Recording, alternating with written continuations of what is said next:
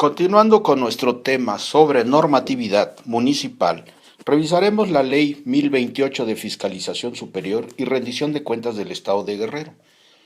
El Poder Ejecutivo aplica los recursos que obtiene de la Federación y sus ingresos propios y le corresponde al Congreso del Estado fiscalizar la correcta aplicación de los mismos. Señala la Constitución Política del Estado Libre y Soberano de Guerrero, en su artículo 47, las atribuciones del Congreso del Estado, y el artículo 47, en su fracción 15, señala que aprobará las leyes de ingresos de los municipios, así como revisará y fiscalizará sus cuentas públicas. Este es el sustento legal de la tarea de fiscalización que lleva a cabo el Congreso del Estado a través de sus órganos auxiliares. El mismo artículo 47 indica que las atribuciones del Congreso son revisar los informes financieros cuatrimestrales que han cambiado en cuanto a periodicidad, así como las cuentas públicas estatales y municipales del ejercicio fiscal correspondiente, con el objeto de conocer los resultados de la gestión financiera, comprobar si se han ajustado a los criterios señalados por las leyes de la materia y el presupuesto de egresos y si se cumplieron los objetivos y metas contenidos en los programas. Si del examen que se realice aparecieran discrepancias entre las cantidades correspondientes a los ingresos y a los egresos con relación a los conceptos y las partidas respectivas, o no existiera exactitud o justificación en los ingresos obtenidos y en los gastos realizados, se determinarán las responsabilidades de acuerdo a la ley. Este es el sustento bajo el cual se rige la fiscalización que lleva a cabo el Congreso del Estado. Y todo obedece a que en la misma Constitución Política de los Estados Unidos Mexicanos, ya que estamos insertos en un régimen federalista, pues establece las facultades que tienen los estados de la federación a realizar esta fiscalización. De esta forma se traslada la potestad también dentro de la Constitución Política del Estado Libre y Soberano de Guerrero, y este da a su vez origen a la Ley número 1028 de Fiscalización Superior y Rendición de Cuentas del Estado de Guerrero. Como vemos en el articulado de la Constitución, esta Ley 1028 funciona como una ley reglamentaria respecto a las facultades fiscalizadoras del Congreso. Es decir, delinea cuál es el mecanismo y los requisitos que debe de llevarse a cabo para cumplir con esta fiscalización. Los antecedentes que tenemos en el estado de Guerrero es que ya teníamos una ley 564 aprobada en el año 2002 que establecía incipientemente, pero era importante que ya existiera, un mecanismo de fiscalización superior en el estado de Guerrero. Actualmente, la Ley 1028, que fue reformada en febrero del año 2012, es la que está en vigor. ¿Cómo se conforma esta Ley 1028 de Fiscalización Superior y Rendición de Cuentas del Estado de Guerrero?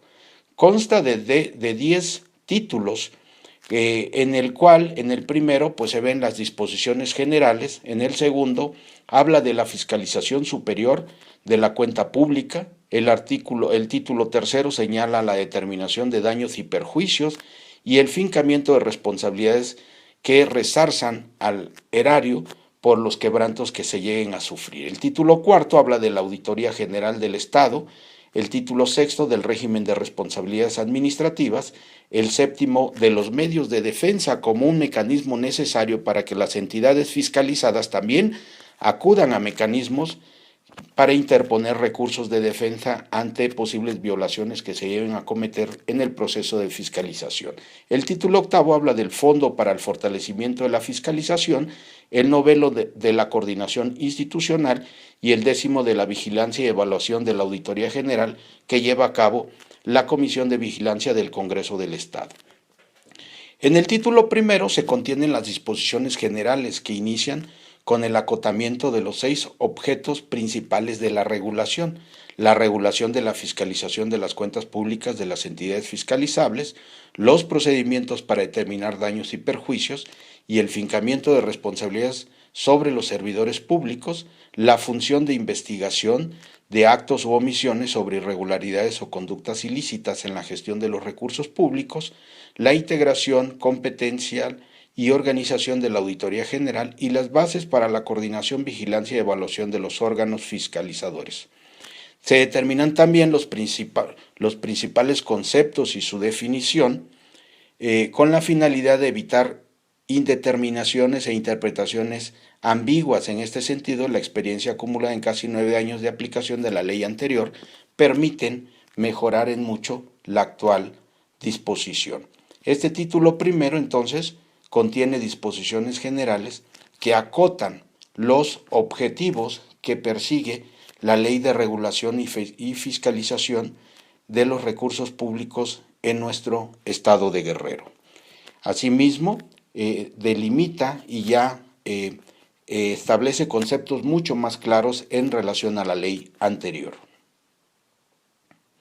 En el título segundo de la fiscalización de la cuenta pública, actualiza las disposiciones de la ley vigente conforme a los nuevos marcos regulatorios de la Ley General de Contabilidad Gubernamental, ley de la cual hemos hablado anteriormente. Se cambia la periodicidad de los informes financieros parciales de cuatrimestrales a semestrales con el objeto de aligerar la carga administrativa de las entidades fiscalizables, y la Auditoría General también se establece una tipología de auditorías que puede realizar el órgano fiscalizador y se regulan con mayor precisión los procedimientos de esta revisión técnica y de la fiscalización superior. Recuerden que el Estado también recibe y los municipios reciben recursos federales y por tanto les aplica la fiscalización superior. De la determinación de daños y perjuicios del fincamiento de las responsabilidades resarcitorias se establecen en el título tercero de la nueva ley propuesta y ordena y clarifica las diferentes etapas de los procedimientos específicos destinados a sancionar a todos aquellos servidores públicos cuya conducta suponga una afectación al patrimonio de las entidades fiscalizables. Recordemos que lo que se manejan son recursos provenientes de los contribuyentes y por tanto su aplicación debe de ser rigurosa y utilizarse para los fines que se planearon. En el título cuarto se dedica a la Auditoría General del Estado y atiende los requerimientos en materia de rendición de cuentas financieras y, por otro lado, las exigencias derivadas de las disposiciones constitucionales de la reforma de 2008. Al efecto, se regulan con detalle los requisitos para ser auditor general, así como el procedimiento para su designación. Se agrega la obligación para que el Congreso emita una convocatoria pública abierta. Se regulan con mayor precisión los supuestos de ausencia y formas de suplencia y en general se configura un estatuto jurídico de la figura del auditor general. Se precisa con mayor técnica jurídica esta figura. En el título quinto viene a regular las disposiciones innovadoras para el Estado sobre el sistema cautelar patrimonial utilizado para garantizar el correcto resguardo de los recursos públicos. En el título sexto del régimen de responsabilidades administrativas propone una nueva regulación del procedimiento administrativo disciplinario, que hasta la fecha no tiene parangón en ninguna otra ley similar. El Estado de Guerrero está a la vanguardia en cuanto a la fiscalización con esta nueva ley que se aprobó en el año 2012. En este título sexto delimita con puntualidad los sujetos, las conductas y las sanciones a imponer con motivo de las infracciones a lo dispuesto por la ley. Algo semejante ocurre con la regulación de las medidas de apremio necesarias para que la auditoría tenga elementos adecuados para hacer cumplir sus determinaciones. En el título octavo se precisa en cambio el funcionamiento del Fondo para el Fortalecimiento de la Fiscalización, que se nutre de los ingresos derivados de sanciones que se aplican a quienes incumplen con la ley.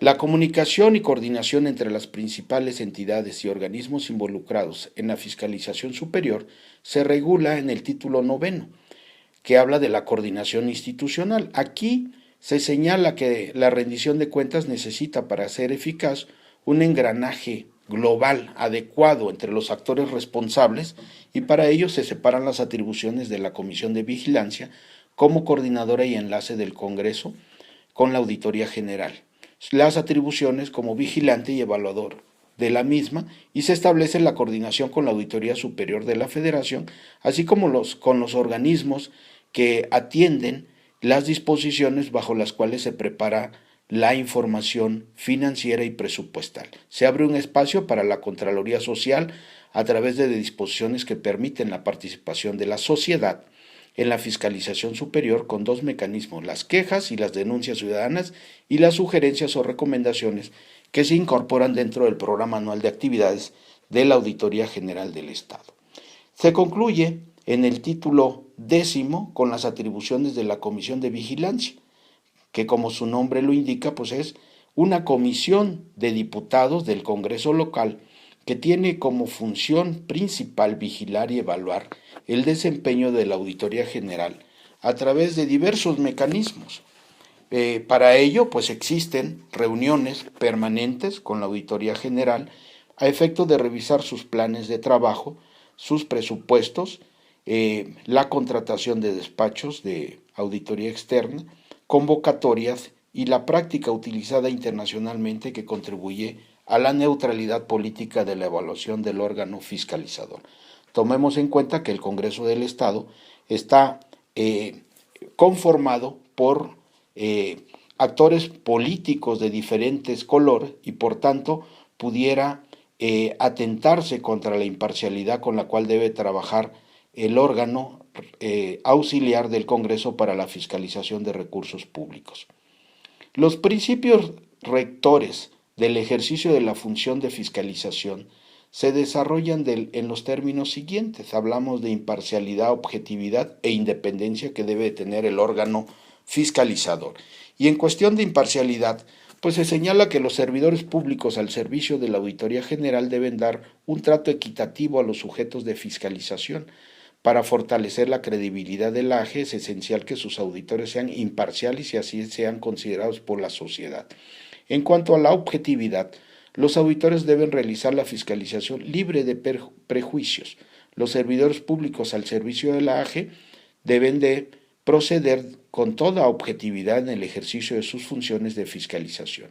Los servidores públicos al servicio del AGE deben de aplicar los criterios más estrictos para asegurarse de que sus conclusiones se funden y motiven adecuadamente. En cuanto a independencia, pues se señala que los auditores deben de actuar libres de influencias institucionales o políticas. Los servidores públicos al servicio del AGE deben actuar con independencia de criterio, libres de prejuicios o intereses de cualquier índole, con el fin de preservar la imparcialidad y objetividad de la institución. Los servidores públicos de la Auditoría General deben realizar una evaluación equilibrada de todas las circunstancias relevantes y elaborar sus conclusiones sin dejarse influir por prejuicios o intereses políticos.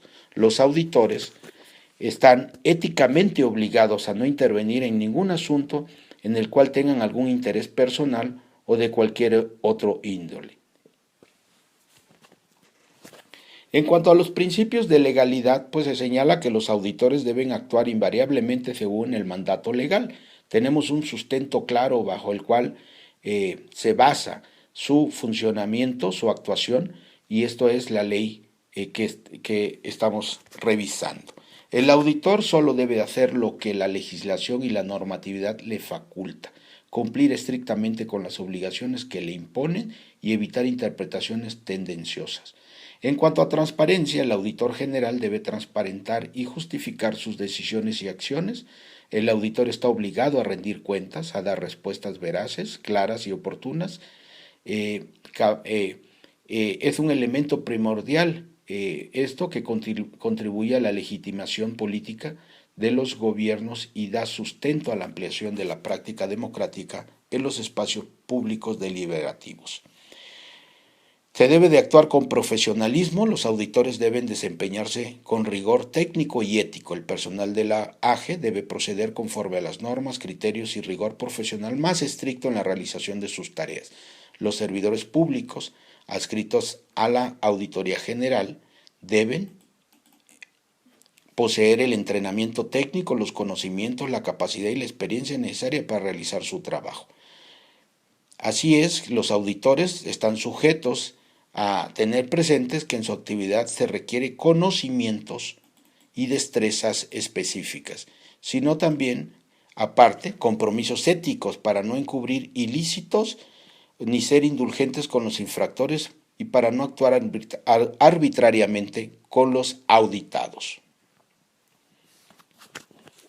Existen dentro de la ley, pues obviamente las medidas de apremio que se establecen en el artículo 156. ¿Qué hacer cuando los servidores públicos incumplen con la adecuada aplicación de los recursos públicos? Para eso, para cumplir sus determinaciones, la Auditoría General podrá imponer a los servidores, ex servidores, titulares o representantes legales de las entidades fiscalizables, particulares, personas físicas o jurídicas y auditores externos, las medidas siguientes: amonestación pública o privada, suspensión temporal sin goce de sueldo hasta por 3 meses tratando de servidores públicos por designación o por nombramiento, en el cual no caen los que son electos democráticamente, multa equivalente de 100 a 600 días de salario mínimo general vigente en la capital del estado, y el auxilio de la fuerza pública. En el artículo 157 se establece que las multas como medida de apremio que imponga la Auditoría General serán a cargo del servidor público, no de la entidad donde estos laboran. En el caso de reincidencia se duplicarán dichas sanciones. El artículo 158 establece que las medidas de apremio se aplicarán de manera independiente y no eximen al infractor de cumplir con las obligaciones o regularizar las situaciones que las motivaron. El artículo 159 señala que cuando la Auditoría General, además de imponer medidas de apremio respectivas, requiera al infractor para que cumpla con la obligación o regularice la situación que la motivó y ésta la incumpla, será considerado como reincidente y para los efectos de la imposición de una nueva medida de apremio, en su caso, para el fincamiento de la responsabilidad y sanciones. En el título 9 es necesario que revisemos lo que se establece como la coordinación institucional, la coordinación con el Congreso del Estado en este caso. En este sentido, en el artículo 184, la Comisión de Vigilancia tendrá por objeto coordinar las relaciones entre el Congreso del Estado y la Auditoría General como su órgano auxiliar, y constituirá el enlace que permite garantizar la debida comunicación entre ambos órganos, así como vigilar y evaluar el desempeño de esta última en los términos del título 10 de esta ley. La Comisión de Vigilancia será el conducto de la comunicación para el envío de solicitudes de información o de cualquier otro requerimiento o petición del Congreso del Estado a la Auditoría General, situación que la exime de estar entregando información a los diputados o a otras comisiones, sino a través de esta Comisión de Vigilancia. El artículo 185 señala que en materia de coordinación con la Auditoría General, la Comisión de Vigilancia tendrá atribuciones muy concretas en cuanto a coordinación y comunicación de los resultados de la Auditoría General del Estado. Para estos efectos, es conveniente recordar que la Comisión de Vigilancia, conformados por diputados que normalmente provienen de distintos partidos, pues buscan que la misma tenga la imparcialidad suficiente, la independencia y la objetividad para llevar a cabo las funciones de vigilancia de la Auditoría General del Estado.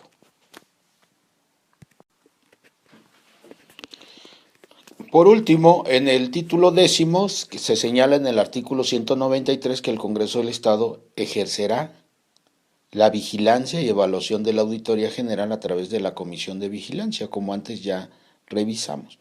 Es importante la vigilancia del cumplimiento estricto de esta ley de fiscalización superior y rendición de cuentas del Estado de Guerrero. Existe un promedio, por ejemplo, en el último semestre de incumplimiento de 81 municipios, pues tenemos 12 que no entregan sus informes, lo cual representa un porcentaje importante de incumplimiento y que necesariamente deberá evaluar el Congreso, establecer medidas de apremio o de sanción más estrictas como actualmente están en revisión, de modo tal que la entrega de información de aplicación de recursos públicos sea una obligación impostergable.